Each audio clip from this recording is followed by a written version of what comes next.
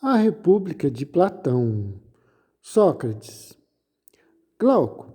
E os jovens não tentarão, sem autorização dos magistrados, usar de violência para com os mais velhos, nem feri-los. Também não os ofenderão de qualquer outra maneira, pois 2 guardas serão suficientes para os impedir. O medo e o respeito mostrando-lhes um pai na pessoa que querem ferir, o medo fazendo-lhes compreender que os outros irão em socorro da vítima, estes como filhos, aqueles como irmãos ou pais. Glauco. Não pode ser diferente. Sócrates. Portanto, graças às nossas leis, os guerreiros desfrutarão entre si de uma paz perfeita. Glauco. De uma grande paz, sem dúvida. Sócrates. Porém, se viverem em concórdia, não é de temer que a discórdia se interponha entre eles e os outros, ou cidadãos, ou que divida estes últimos. Glauco. Certamente que não. Sócrates. Não vale a pena analisar os males menores de que estarão isentos. Pobres não terão necessidade de lisonjear os ricos. Não conhecerão as dificuldades e os aborrecimentos de criar filhos, de juntar fortuna e os que decorrem da obrigação de precisarem sustentar escravos. Não necessitarão pedir emprestado, nem renegar as dívidas, nem conseguir dinheiro por todos os meios para o darem às mulheres e servidores, confiando-lhes o cuidado da casa. Enfim, meu amigo, ignorarão todos os males que se suportam nestes casos, males evidentes, sem nobreza e indignos de serem citados. Glauco. De fato, evidentes até mesmo para um cego. Sócrates. Ficarão livres de todas essas misérias e levarão uma vida mais feliz que a vida bem-aventurada dos campeões olímpicos. Glauco. Como? Sócrates. Os campeões olímpicos, Glauco, só desfrutam uma pequena parte da felicidade reservada aos nossos guerreiros.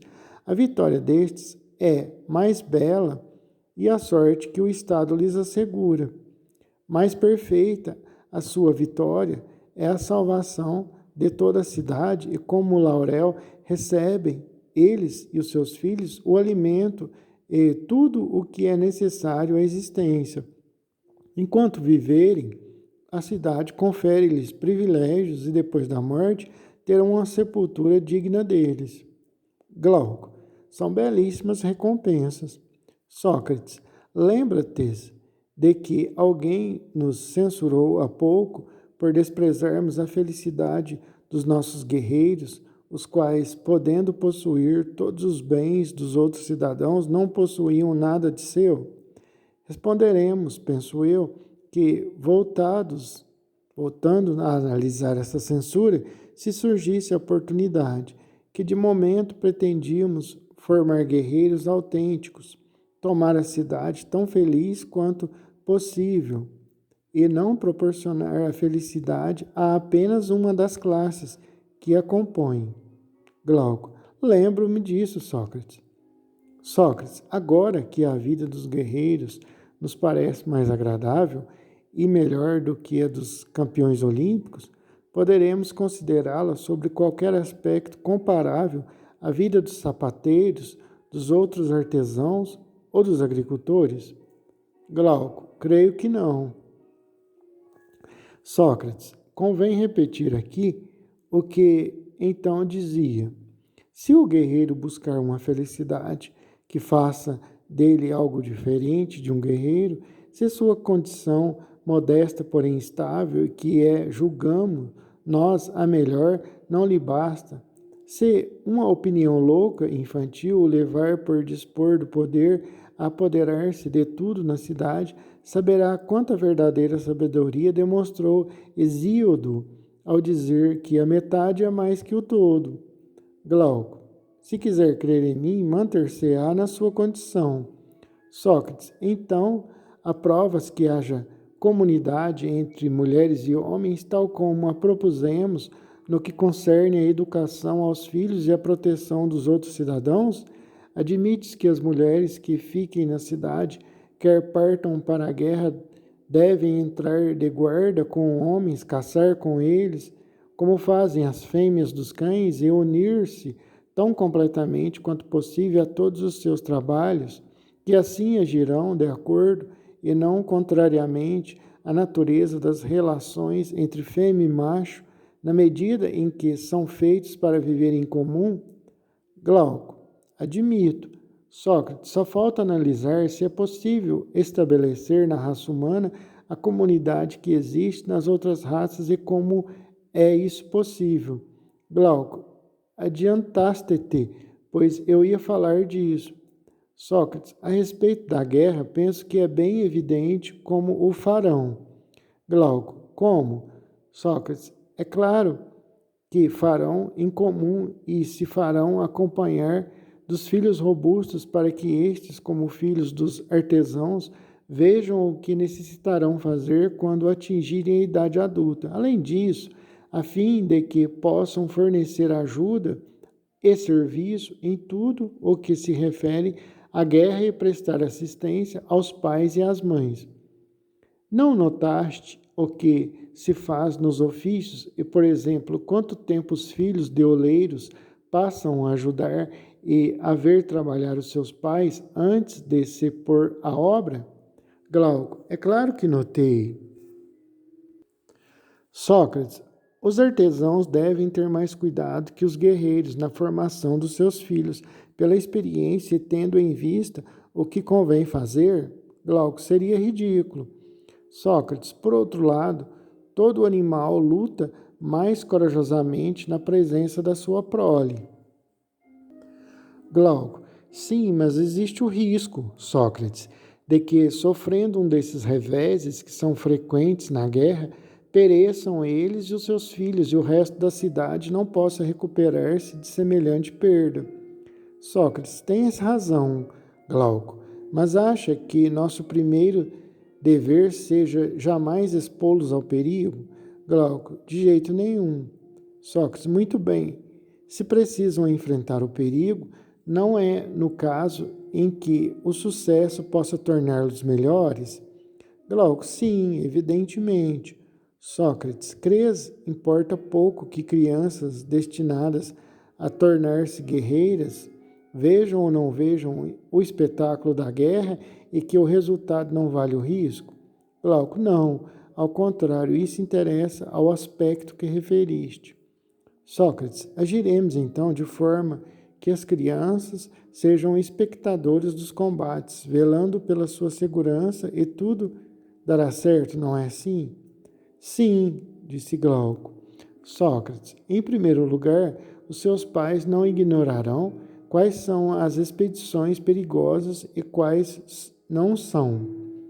Glauco: logicamente. Sócrates: por conseguinte, farão com que os filhos participem das primeiras, mas evitarão que participem das segundas. Glauco: correto.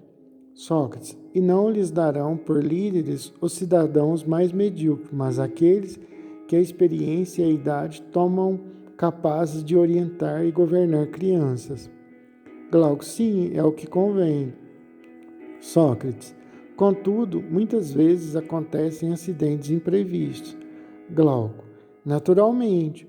Sócrates: considerando tais eventualidades, meu amigo, é necessário dar desde muito cedo asas às crianças para que possam, se for preciso, salvar-se. Glauco: que quereis dizer? Sócrates: que é necessário ensiná-las a cavalgar o mais cedo possível e, bem treinadas, fazê-las participar do combate como espectadoras, não montadas em cavalos fogosos, mas em cavalos ligeiros no galope e dóceis no freio. Dessa forma, verão perfeitamente o que terão de fazer um dia e, se o perigo se tornar grande, salvar-se-ão com toda a segurança. Glauco: julgo que tens razão. Sócrates: e o que dizer a respeito da guerra? Como irão se comportar os teus soldados entre si mesmo em relação ao inimigo? Achas que a minha opinião sobre isso está certa ou não? Glauco: Explica-te. Sócrates. O soldado que abandonar seu posto, depuser as armas ou cometer qualquer ação semelhante por covardia, não deve ser relegado para a dace dos artesãos ou dos lavradores? Glauco. Evidentemente. Sócrates. E aquele que for aprisionado pelo inimigo, não o deixaremos como presente aos que o tiverem aprisionado, para que façam da sua presa o que quiserem? Glauco. Assim será. Sócrates. E aquele que se distinguir pela excelente conduta, não convém que no campo de batalha os jovens e as crianças que acompanharam a experiência o coroem, cada uma por sua vez? Não tens esta opinião? Glauco. Sim, tenho. Sócrates. E que lhe apertem a mão? Glauco. Também sou desta opinião. Sócrates. Mas creio que isto tu não aprovarás. Glauco. O quê? Sócrates. Que cada um deles o beije e seja por ele beijado. Glauco. Não sei o que achas. E acrescento ainda que enquanto durar a expedição, não será permitido a nenhum daqueles que quiser beijar, homem ou mulher, para não se perder tempo na guerra. Aliás, dissemos que reservaríamos aos cidadãos de elite uniões mais numerosas que aos outros e que, a respeito dos casamentos, a escolha cairia mais frequentemente sobre eles do que sobre os outros, a fim de que a sua raça se multiplique tanto quanto possível. É ideal que haja muitos casamentos. Glauco. Com efeito, dissemos. Sócrates. De acordo com Homero, também é justo honrar homens e mulheres que se destacam por favores desta natureza. Com efeito, Homero relata que, tendo-se Ajax distinguido num combate, honraram servindo-lhe o lombo de um porco assado, querendo dizer com isto que tal recompensa convinha perfeitamente a um guerreiro jovem e valoroso, sendo ao mesmo tempo para ele uma distinção e uma maneira de aumentar as suas forças. Glauco. Muito bem. Sócrates. Neste ponto, então, seguiremos a autoridade de Homero. Nos sacrifícios em todas as solenidades semelhantes, honraremos os bravos conforme seu mérito, não só por meio de hinos e das distinções de que acabamos de citar, mas também com lugares de honra à mesa, carnes e taças cheias. Glauco. Estou de acordo, pleno acordo. Sócrates. A respeito dos guerreiros mortos em combate, não diremos daquele que tiver tido um fim glorioso que pertence à raça de ouro? Glauco. Com toda certeza de que diremos. Sócrates. Não creremos também, como disse Hesíodo, que depois da morte os homens desta raça se tornam gênios puros e bons que habitam sobre a terra, que preservam do mal e guardam os mortais? Glauco. Sim, creremos. Sócrates. Consultaremos o Deus a respeito da sepultura que se deve dar a estes homens maravilhosos e divinos e das honrarias que lhes são devidas, e depois realizaremos as exéquias de maneira que nos for indicado. Glauco. Com certeza. Sócrates. E os seus túmulos serão objeto do nosso culto e da nossa veneração. Prestaremos as mesmas honras aos que morreram de velhice ou de qualquer outra forma em quem tivermos reconhecido durante a vida um mérito extraordinário. Glauco. Muito justo. Sócrates. E de que maneira se comportarão os nossos soldados em relação ao inimigo? Glauco. Em que sentido? Sócrates. Em primeiro lugar, no que concerne à escravatura. Julgas justo que cidades gregas escravizem gregos ou devem proibi-los aos outros dentro do possível, e que os gregos se acostumem a poupar a raça grega com medo de cair na servidão dos bárbaros? Glauco. O importante é que os gregos se sirvam disso com ponderação. Sócrates. Importante, então, é que não possuam escravos gregos e aconselhem os outros gregos a seguir seu exemplo. Glauco, perfeitamente.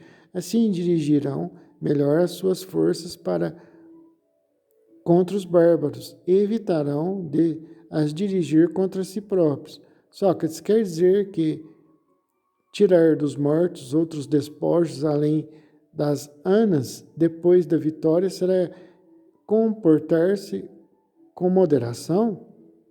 Isso não proporciona aos covardes o pretexto a fim de não participarem dos combates mais acirrados, de realizarem uma tarefa necessária, ficando debruçados sobre os cadáveres? A prática de rapinas desse tipo já não causou a ruína de muitos exércitos? Glauco, é verdade. Sócrates, não há baixeza e cobiça em despojar um cadáver? Não é indício de um espírito covarde e mesquinho tratar como inimigo o corpo de um inimigo quando este está morto e seu espírito já saiu, deixando somente o instrumento de que servia para combater? Julgas que o comportamento dos que agem assim difere das cadelas que mordem a pedra que lhes atiram a brincar e não fazem nenhum mal a quem as atirou? Glauco, não difere em nada. Sócrates, portanto, é necessário deixar de despojar os cadáveres e evitar que o inimigo os leve. Interessante aqui. Parece um diálogo até meio bobo, né? Mas, gente, interessante como um cara como Sócrates, que para muitos é o maior filósofo de toda a história humana, ele falava sobre a imortalidade da alma, tem algumas passagens que ele fala até sobre reencarnação. É muito impressionante isso. A sabedoria de Sócrates, como ele falava com os jovens nas ruas lá de Atenas, ele falava sobre a espiritualidade. Sócrates chegou a dizer que tudo que ele sabia tinha sido um daimon, que é o significado de espírito lá, que era um espírito que tinha passado para ele, tudo que ele sabia. Tudo que ele sabia foi um espírito que passou a ele. A grandeza de Sócrates, um homem dessa estirpe, já há 6 séculos antes de Cristo, já falava sobre a espiritualidade, Deus, ao modo deles, né? Que eles enxergavam Deus naquela época. Até hoje ainda é difícil a gente mensurar a grandeza de Deus, é difícil a gente pormenorizar as qualidades de Deus, é difícil a gente entender o que seja de fato Deus, assim. Na minha opinião, é um ser espiritual de uma grandeza absurda, infinito, onipotente, onipresente, etc. Tal. Nós humanos somos finitos e, assim, nós não temos ainda capacidade de acessar, de ter conhecimento sobre o que de fato é Deus. Que nós não temos capacidade. Deus é um ser infinito, nós não temos capacidade de acessar ainda, de ter o alcance disso, para saber o que é Deus. E eu acho impressionante Sócrates, nesta época, falando. E os céticos, ateus de hoje, querem dizer que morreu, acabou tudo, sendo que um cara, 6 séculos antes de Cristo, como Sócrates, um dos maiores gênios da história, falando sobre vida após a morte, ele fala sobre reencarnação, ele fala que as coisas que ele sabia tinham sido um espírito que passou a ele. Glauco, sim, por Zeus é necessário. Sócrates, também não levaremos aos templos para que sejam consagradas aos deuses as armas dos vencidos, principalmente a dos gregos, por pouco ciosos que sejamos da condescendência dos nossos compatriotas. Antes, recearemos macular os templos, levando para aí os despojos dos nossos parentes, a não ser que o Deus exija. Glauco, muito bem. Sócrates, analisemos agora a destruição do território grego e o incêndio das moradias. Como se comportarão os teus soldados em relação ao inimigo? Glauco, gostaria de ouvir a tua opinião a esse respeito. Sócrates, muito bem, Glauco. Penso que não se deve nem destruir, nem incendiar, mas apropriar-se apenas da colheita do ano. Queres saber por que motivo? Glauco, quero. Sócrates, guerra e discórdia são dois nomes diferentes, designam duas coisas realmente diferentes e aplicam-se a divisões que se verificam em dois objetos. Eu afirmo que o primeiro desses objetos é o que pertence à família, ou está ligado a ela, e o segundo que pertence a outrem, ou é estranho à família. Assim, o nome de discórdia aplica-se à inimizade entre parentes e o de guerra à inimizade entre estranhos. Glauco, o que quer? Diz está certíssimo. Sócrates, vê-se o que digo agora, ou está também. Afirmo que os gregos pertencem a uma mesma família e são parentes entre si. Sei que os bárbaros pertencem a uma família diferente e estranha. Glauco, está certo. Sócrates, portanto, quando os gregos lutam contra os bárbaros e os bárbaros contra os gregos, diremos que se guerreiam, que são inimigos naturais, e denominaremos guerra a sua inimizade. Mas se acontece algo parecido entre gregos, diremos que são amigos naturais, mas que, num determinado momento, a Grécia está doente, em estado de sedição, e denominaremos discórdia essa amizade. Glauco, estou de total acordo, Sócrates. Sócrates, considera o que acontece quando uma dessas perturbações, que se convencionou denominar sedições, se produz e divide uma cidade. Se os cidadãos de cada fração devastam os campos e queimam as casas dos cidadãos da facção contrária, diz que a sedição é infausta e que nenhum nem outros amam a sua pátria, pois se amassem não ousariam destruir assim a sua fornecedora de alimentos e a sua mãe. Ao contrário, considera-se admissível que os vencedores levem somente as colheitas dos vencidos, na esperança de que se reconciliarão um dia com eles e não continuarão fazendo-lhes a guerra. Glauco, essa esperança demonstra um grau de civilização mais elevado do que a ideia contrária. Sócrates, muito bem, Glauco. Não é um Estado grego que queres fundar? Glauco, sim, deve ser grego. Sócrates, como consequência, os seus cidadãos serão bons e civilizados? Glauco, no mais alto grau. Sócrates, eles amarão os gregos, defenderão a Grécia como a sua pátria, assistirão às solenidades religiosas comuns? Glauco, sem dúvida. Sócrates, então considerarão os seus contenciosos com os gregos uma discórdia entre parentes e não lhes darão o nome de guerra? Glauco, perfeitamente. Sócrates, e nesses contenciosos comportar-se-ão como devendo reconciliar-se um dia com seus adversários? Glauco, com toda certeza.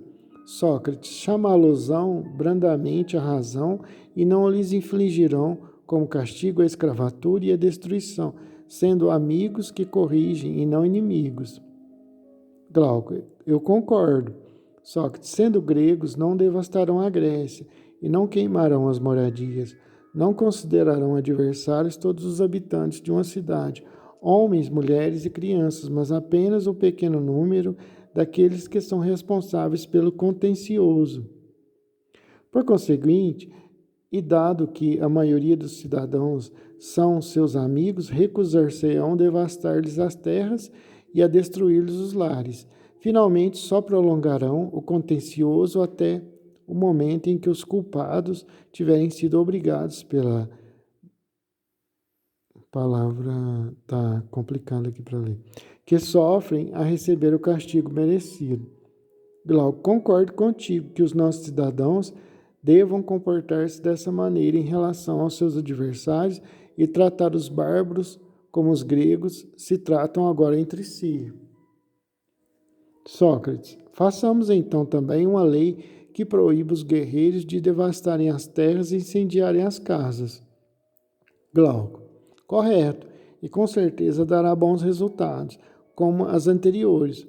Porém, parece-me, amigo Sócrates, que se te deixarmos continuar, nunca mais te lembrarás do assunto que puseste de par para entrares em todas essas considerações.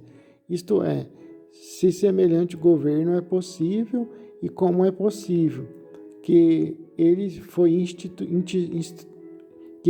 instituído numa cidade, proporcionará todos esses bens.